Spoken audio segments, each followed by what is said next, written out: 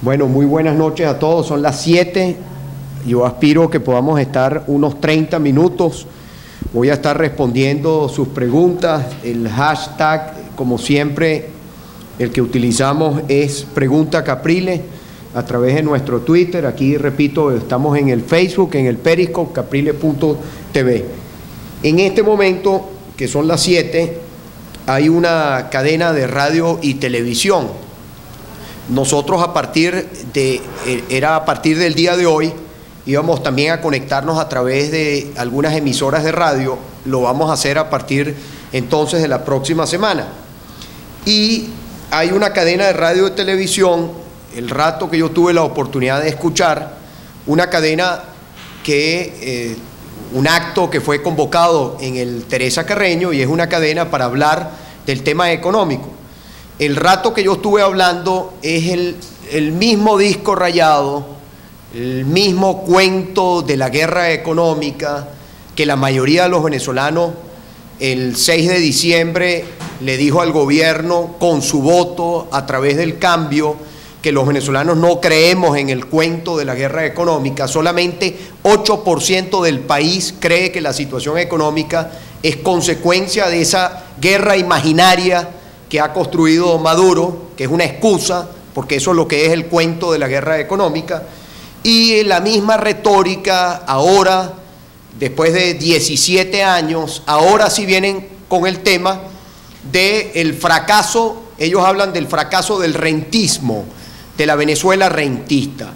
No ha habido en la historia de nuestra Venezuela un gobierno que nos haya llevado a la situación de dependencia del petróleo como este gobierno. O sea, este gobierno, como tuvo unos precios del petróleo, llegó a tener la bonanza petrolera más grande y larga de nuestra historia, se encargó con los recursos del petróleo expropiar, confiscar, regalar también y destruir todo lo que fue la producción nacional. Como los precios del petróleo bajaron, porque era previsible que así como suben los precios del petróleo, los precios del petróleo en algún momento iban a bajar, ahora vienen con el cuento de que la situación económica del país es consecuencia de la caída de los precios del petróleo. Eso es falso, y eso hay que, esa es la expectativa. Los venezolanos seguimos siendo y seguiremos siendo personas de buena fe, y cada vez que se anuncia que algo se va a anunciar, que después termina quedando en que se va a anunciar algo que nunca se anuncia, los venezolanos siempre tenemos la expectativa, la buena fe de que, dada la situación que vive nuestra Venezuela, va a haber, aunque sea un poquitico, un rayito de luz que ilumine a quienes están al frente del gobierno y que los haga reconocer el problema, rectificar y cambiar. Bueno, para poder realmente atender la situación económica del país, esto pasa primero porque usted reconozca que hay un problema. Bueno, todavía hoy, 19 de enero, el señor Nicolás Maduro no termina de reconocer que hay un problema que es de fondo, un problema del modelo. El modelo no sirve, y lo que no sirve hay que cambiarlo. Hoy en el Teresa Carreño es el mismo disco rayado, la misma retórica. El acto de hoy, y por eso yo no fui, porque el país no está para shows, el país no está para unos actos allá, ponerse un traje, una corbata y seguir en lo mismo. El país está para que se tomen acciones, y usted me dirá, la persona que nos está viendo en este momento, cuáles son las acciones que hay que tomar. Usted tiene que cambiar el modelo.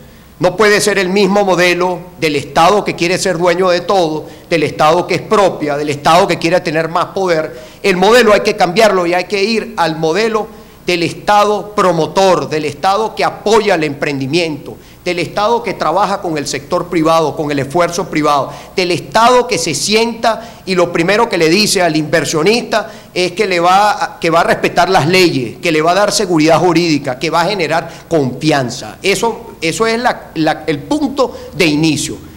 Hoy en el Teresa Carreño está el gobierno, Nicolás Maduro como su principal vocero, está reconociendo, ahora vienen es por la caída de los precios del petróleo, y ahí yo quiero muy brevemente, para empezar a responder las preguntas, estos 5 minuticos que llevamos, Mire, yo quiero aquí, esta es la inflación.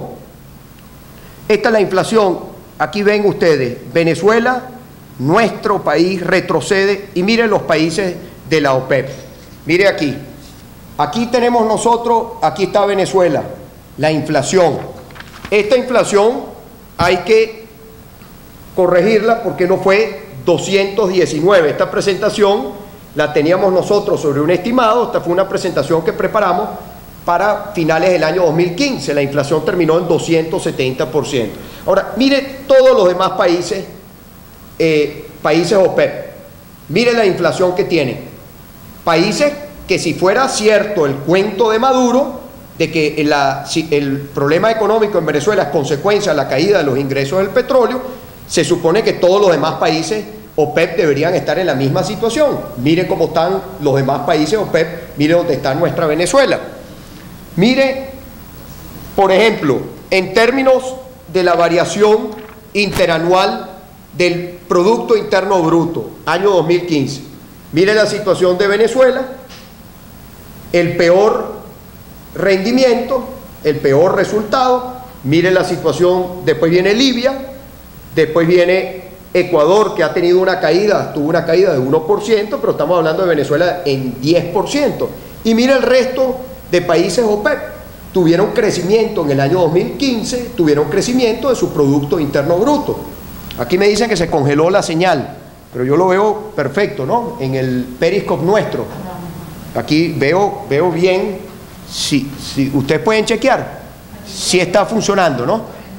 Recuérdense que tenemos también, y nos disculpan, la peor conexión de internet de toda América, aquí en nuestro país.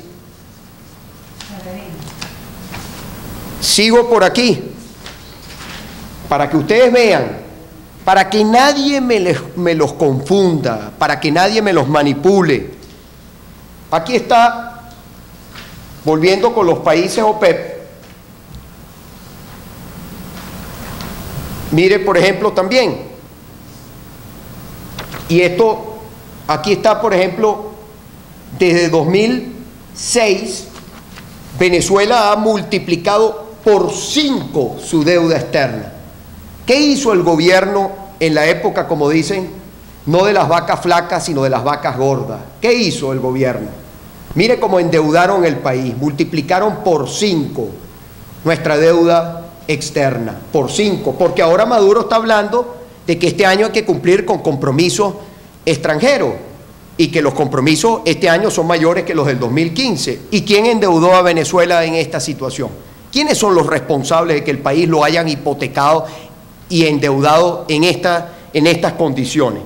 Mire, por ejemplo, aquí tienen la desconfianza que les decía yo que inspira a Venezuela.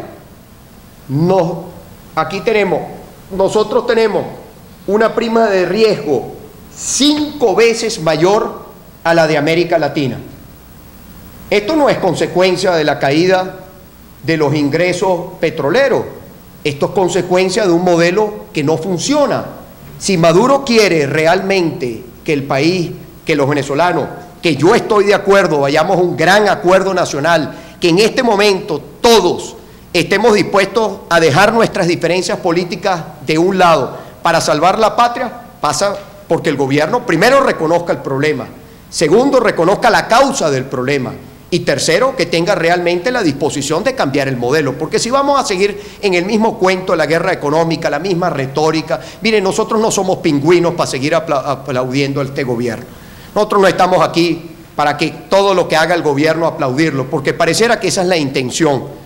Y repito, tengo la mejor disposición de trabajar y nosotros hemos ido a reuniones en el Palacio Blanco, en el Palacio de Miraflores, convocatoria de emergencia en materia de seguridad. ¿En qué han quedado las reuniones del gobierno? En nada. ¿Qué pedimos nosotros los venezolanos? Mire, ya dejemos la retórica, dejemos el mismo disco rayado, queremos acciones. Te necesitamos en este momento acciones para sacar a Venezuela de la crisis. Y después, para también mostrarles aquí está el gran tema. ¿Cómo va creciendo la pobreza? Aquí va creciendo la pobreza, mire, 76%, cerramos el año 2015. Mire la curva. Decir que es un tema exclusivamente de la caída del ingreso petrolero. ¿Usted cree realmente que estamos en esta situación por la merma del ingreso petrolero? El país llegó a tener $7 el barril, llegó a tener nuestra Venezuela. ¿Había la escasez que hoy hay? No. ¿Por qué hay la escasez? ¿Por qué hay las colas? ¿Cómo se resuelve el problema de las colas en nuestro país? Produciendo. ¿Por qué, mi querido señora que me ve por aquí, a quienes nos están viendo a través de las redes? ¿Por qué hay colas en Venezuela? ¿Qué pasa? ¿Cuál es la razón de las colas? Porque como usted ha tenido una merma en el ingreso, porque además el gobierno anuncia con bombos y platillos que va a aumentar los impuestos, que va a aumentar. ¿Usted cree que aumentando la gasolina, aumentando los impuestos, usted cree que se va a resolver el problema de escasez o el problema económico que hay en nuestro país? No, porque usted lo que va a hacer como gobierno es recaudar más bolívares. ¿El gobierno acaso necesita más bolívares? No, el gobierno en este momento lo que necesita son divisas. ¿Y cuál es hoy nuestra fuente de ingresos? Venezuela llegó a tener 20% de divisas, de ingresos en divisas, que no eran de la venta del petróleo. Hoy es 96%.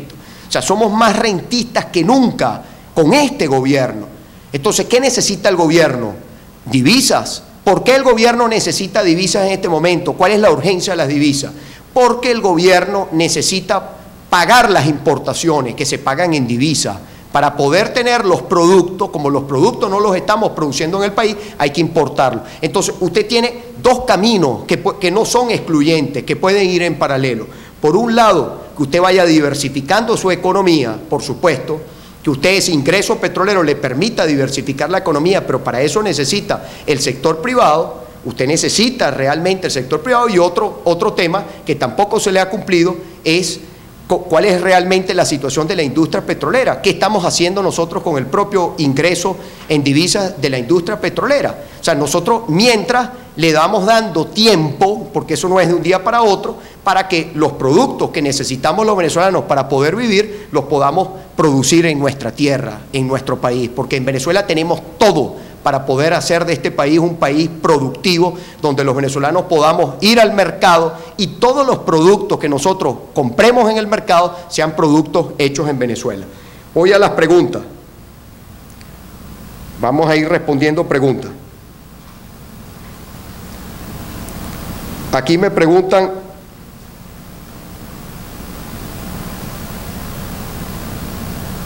espérese para ir actualizando un momentico.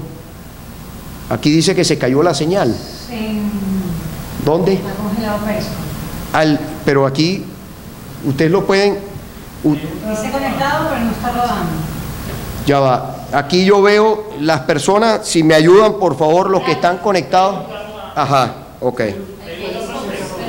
Y el Facebook está conectado, ¿no? Ok. Pregunta Romero, ¿qué opinión tienes sobre el diálogo que propone Maduro? Mire, diálogo no es una sola persona hablando, eso es monólogo, una sola persona que habla, una sola persona que cree que, como dicen, que sigue con el cuento en el tema económico, sigue con el cuento de la guerra económica. ¿Usted cree que esto es un problema? Si vamos a seguir con el tema de los rabipelados, las iguanas, la gente que come mucho, aquí este gobierno llegó a decirnos que el papel higiénico, dijeron en un momento dado, que el papel higiénico se había acabado, porque como la gente comía mucho, la gente iba mucho al baño. Eso lo dijo este gobierno. ¿Cómo usted entonces va a sacar en una situación con ese cuento, cómo se va a recuperar la economía? ¿Qué inversionista va a venir a sentarse frente al gobierno y decir, mire, nosotros venimos a invertir a Venezuela, cuando el gobierno, esa es la explicación que da para la situación de escasez, inflación, el problema económico que vive nuestro país? Necesitamos cambiar el modelo. El modelo no funciona No se trata si usted es chavista o usted es opositor. No se trata si a usted le gusta el gobierno o usted está en contra del gobierno. El modelo no sirve ni para unos ni para otros. La escasez es un ejemplo claro, contundente, de que el modelo fracasó. No es que fracasó el rentismo.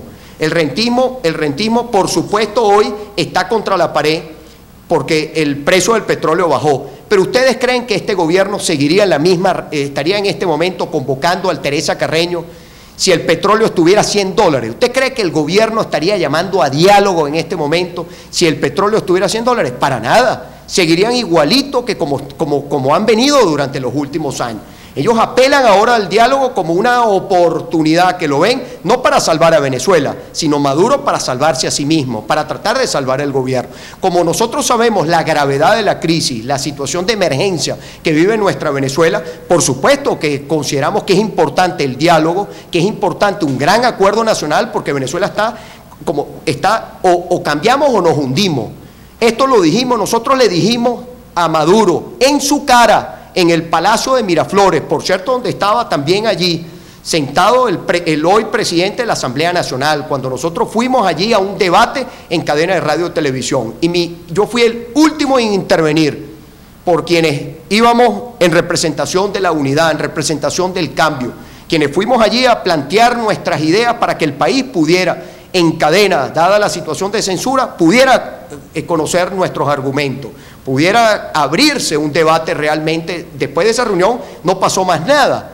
¿Qué le dijimos nosotros? O esto cambia o esto revienta. Eso lo dijimos hace casi 2 años.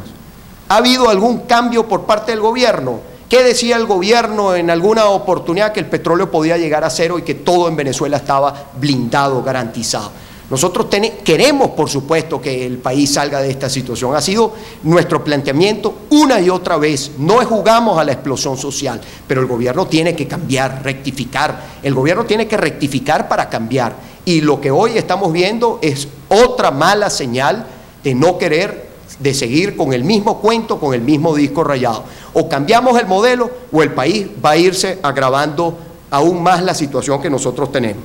Sigo aquí con la pregunta. Aquí me preguntan sobre el decreto de emergencia. Yo invito a todos los venezolanos no escuchar lo que el gobierno quiere que se sepa del decreto de emergencia. ¿Por qué el gobierno? Yo les mostraba ahorita cifras, cómo han caído las importaciones, las reservas internacionales, todo lo que es la situación. Aquí está, mire, cuánto es el déficit para este año. Todo lo que está aquí. Yo les hago una pregunta a las personas que nos están viendo. ¿Por qué el gobierno esperó hasta ahora para presentar un decreto de emergencia, cuando es una situación de emergencia ya la que venimos arrastrando?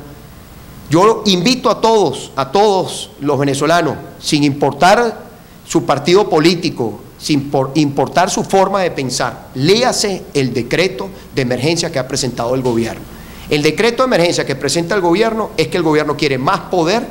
El gobierno ha tenido leyes habilitantes, el gobierno ha tenido todo el poder, todo el control institucional. ¿Para qué viene ahora con un cuento de un decreto de emergencia económica? ¿Usted no cree que está buscando más tiempo, más excusa? ¿Usted no cree que lo que está tratando de ver cómo diluye su responsabilidad? ¿Usted no cree que lo que está buscando el gobierno es que la Asamblea Nacional, que en efecto todo indica que debería ser así, cuando usted lee el decreto, la Asamblea Nacional le diga al gobierno, mire, este decreto nosotros no lo vamos a aprobar? Eso le corresponde a los diputados, dar ese debate, dar esa discusión. Pero cuando usted lee el decreto, es obvio, como lo decíamos a las primeras de cambio de haber revisado el decreto, eso es un frasco de veneno para los venezolanos. Eso es darle más poder al que ya ha destruido la economía. ¿Para qué usted le va a dar más poder al que ha destruido la economía? Usted más bien tiene que quitarle poder al que ha destruido la economía.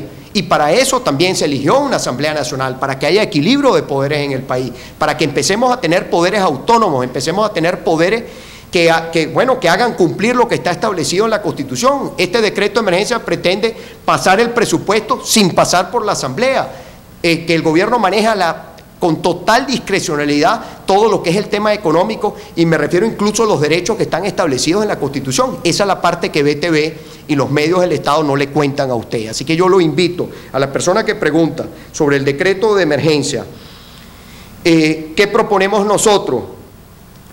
Frente a la crisis, lo hemos dicho sencillito, podemos por supuesto profundizarlo, sustituir el modelo, este modelo fracasado, esta mal llamada revolución, este modelo que confisca, que expropia, este modelo que quiere hacerse dueño de todo, este modelo corrupto por un modelo progresista, un modelo que le dé oportunidades al esfuerzo privado, por un modelo productivo, por un modelo... Usted tiene varios ejemplos. Usted puede agarrar, por ejemplo, el caso, empresas del Estado que han sido expropiadas. ¿Qué va a hacer el gobierno con esas empresas que están hoy en la quiebra? ¿Por qué no se las entrega a sus trabajadores? ¿Por qué no llama a los que eran propietarios de esas empresas y busca la forma de hacer una alianza para poner esas empresas a producir? Usted tiene que, como dicen, usted tiene que poner el país ya en emergencia, ponerlo a producir. Ahora, ¿cómo lo pone a producir? Poniéndole una pistola a un inversionista en la cabeza, atropellando al inversionista, amenazándolo con más controles, amenazándolo con que la inversión que va a hacer no hay seguridad, y que el día de mañana el Estado, si le da la gana, va y se la quita. Nadie va a invertir bajo ese escenario, bajo esas reglas de juego. Se van a otros países de nuestra América Latina, se van a Colombia, se van a Ecuador, se van a Perú, se van a Brasil, se van a otros países de nuestra América Latina. Lo primero que usted necesita es rescatar la confianza, y la confianza pasa por dejar el discurso trasnochado, la misma retórica, el mismo cuento de la guerra económica que está solamente en la mente de Nicolás Maduro y ese grupo de burócratas que le acompañan, que están más pendientes de defender su poder que el bolsillo del venezolano, están más pendientes de defender lo que son sus privilegios, y ese era el temor que ellos tenían con la elección de la Asamblea Nacional. Por eso era toda esa campaña de intimidación, de amenaza, que iban a hacer aquello y todo lo demás. ¿Qué ha pasado? Todo lo que dijeron era una gran falsedad. Eran ellos los que demostraban a cada rato el miedo a perder sus privilegios. Seguimos por aquí, nos quedan unos 8 minuticos. Aquí pregunta Inés, ¿por qué no le preguntaron a Maduro? ¿Por qué no aplicó la emergencia económica antes? ¿Por qué permitió pago? ¿Usted no se acuerda hace poquito cuando anunciaba el propio Maduro casi 500 millones de dólares para aviones de guerra? Ya se les olvidó eso. ¿Los gastaron? ¿No los gastaron? ¿Quién rinde cuentas ante el país?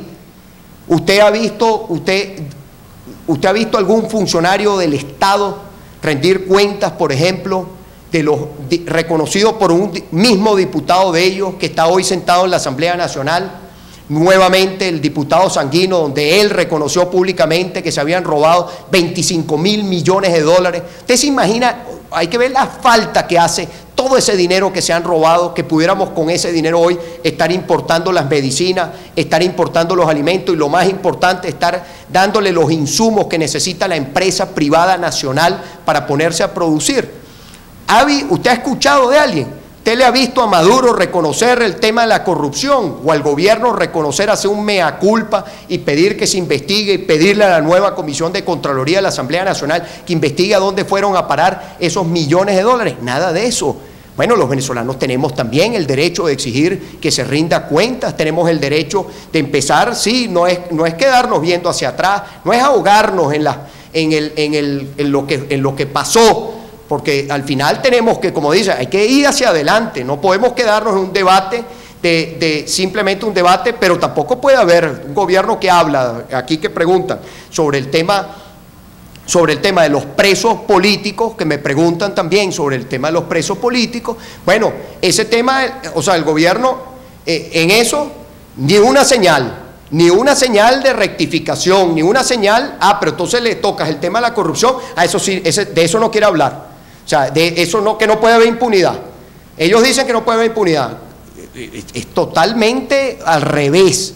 O sea, lo que hay es precisamente una persecución, y con esa persecución, a cuenta de que supuestamente no hay impunidad, lo que se busca es tratar de tapar donde sí hay impunidad, totalmente, que es en el tema de la corrupción, en todo el dinero que se han robado de los venezolanos, porque ese dinero no es del gobierno, ese dinero es de los venezolanos, ese dinero es del pueblo venezolano.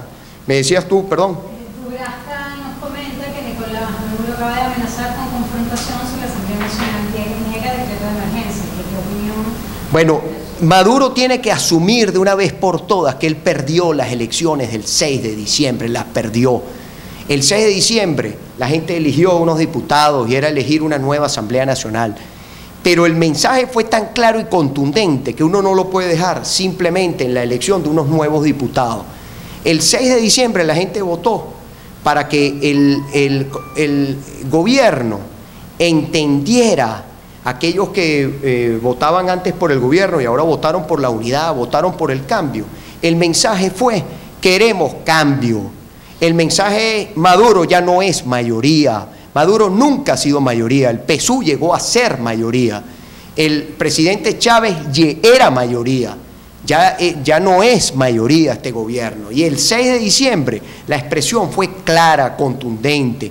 Maduro no tiene en este momento, si realmente, repito, está llamando un diálogo, el diálogo no es sobre la amenaza.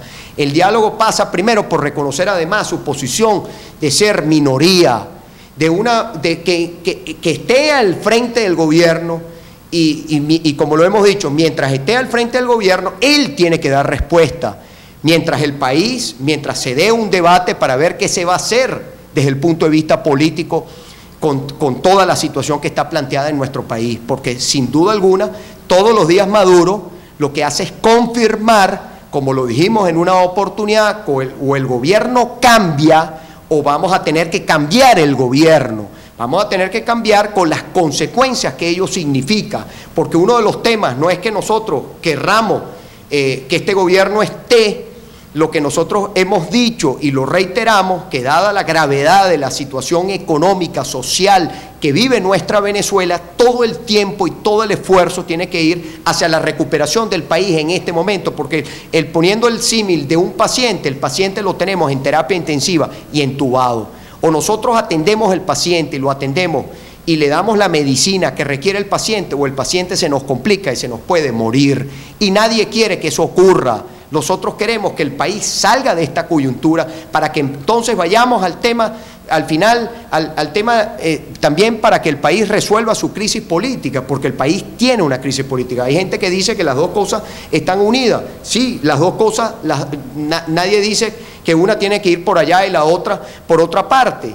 Estamos hablando de que las dos pueden caminar, las dos pueden marchar, pero no olvidando que el tema político a veces nos consume tanta energía y tanto tiempo que no volteamos a tomar las acciones que se requieren en lo social, en lo económico, y bueno, y el país sigue agravando su crisis, y esto puede terminar, como no quiere nadie que termine, en una explosión, que el país termine en una explosión social. Nadie quiere eso. Creo que tenemos también en el Periscope, tenemos ahí un problemita. Yo creo que es la señal de ustedes de ahí, porque aquí yo la tengo, aquí la sigo teniendo. Voy a contestar unas preguntitas. Aquí dice: se congeló, congelado, ¿qué puede hacer la Asamblea? Terrible conexión. Mire, les pido excusa, ya se arregló. Lamentablemente tenemos la peor conexión de internet. Hay personas que nos ven desde afuera y yo sé que ustedes desde afuera no tienen esta misma situación. Chile, Argentina, dice por aquí que se ve bien. Muchos saludos por allá en Argentina, en los Estados Unidos, mucha gente. Bueno, voy aquí.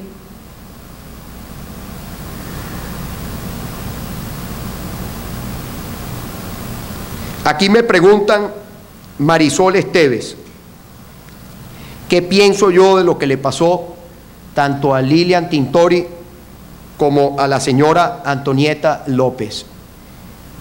Mire, da vergüenza a lo que someten no solamente a Lilian, Antonieta, sino a todas las mujeres que van y visitan a su esposo, a su hermano, a su padre en una cárcel. Con aquello de que la revisión supuestamente es para que no introduzcan en el centro penitenciario algún arma, algunas de lo que el gobierno después dice que incautó. Yo le quiero recordar que el caso de Leopoldo, como todos los demás, son presos políticos. Son presos políticos. Y después, también con ese argumento, que es un argumento vergonzoso que utiliza el sistema penitenciario, no podemos olvidar cómo dijeron en una oportunidad que habían incautado un FAL, y dijo uno de estos altos funcionarios del gobierno que ese FAL lo habían incautado en la cárcel y que ese FAL lo había introducido una dama en su parte íntima. Eso es una falta de respeto, una grosería. Eso es inaceptable. Todos sabemos en este país que las armas, las granadas, todo lo que introducen en las cárceles es producto de la corrupción que hay en el sistema penitenciario. No vengan con el cuento, el mismo cuento, para tratar de excusarse lo que no tiene excusa.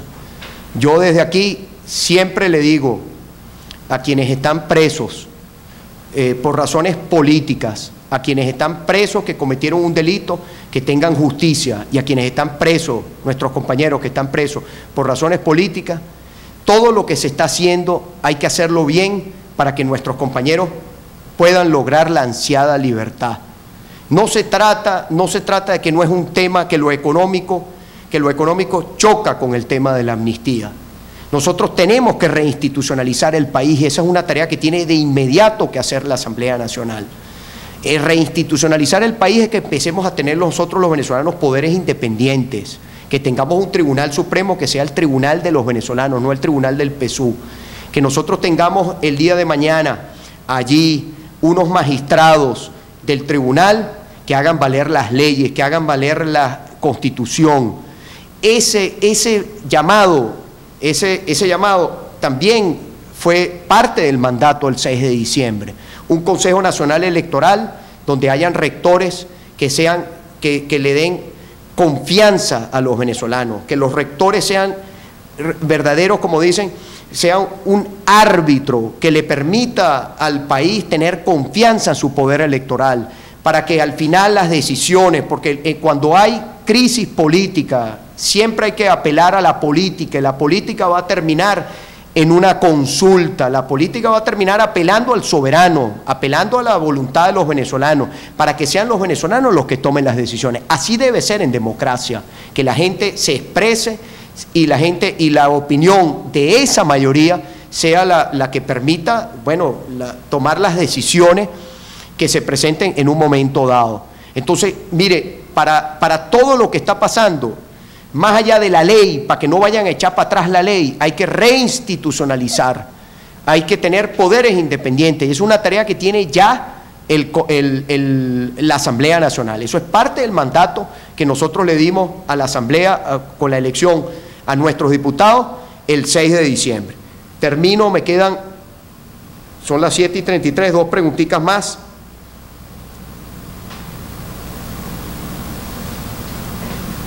Aquí preguntan, espérese un momento, es que se me guindó a mí también aquí. Bueno, yo lamento, es que estoy... Hay dos preguntas. Ajá, respóndeme tú aquí, yo estoy aquí guindado. Luis Felipe pregunta qué va a pasar con las impugnaciones de los diputados y si ganaremos, si se repiten las elecciones, si crees que ganaremos. Bueno, las impugnaciones. Aquí dicen mal la conexión. Mire, lo siento, la conexión es terrible, Andrea. Voy a tratar y voy a despedir con esto. Mire, las impugnaciones. La impugnación, el problema que tiene el gobierno es que fueron 112, no fueron 57, fueron 112. El gobierno, todo lo que hizo estos últimos años fue con mayoría simple. Y no quiere decir que es que nosotros no vamos a pelear o vamos a permitir que nos quiten unos diputados y no se va a pelear. Lo que le quiero decir es que cualquier proceso de impugnación, cualquiera que haga el PSUV, al final, ¿en qué termina? En una elección. ¿Y usted cree que este gobierno va a ganar otra elección? ¿Usted cree que este gobierno, en las condiciones que está hoy en Amazonas, si se repiten las elecciones, el gobierno le va a quitar al cambio diputados? Existe de repente, quizás en la mente fantasiosa de algunos de estos fanáticos del gobierno, ellos de repente creen que con eso, que una repetición de elección les va a poner en unas condiciones más favorables. Yo creo que sería peor.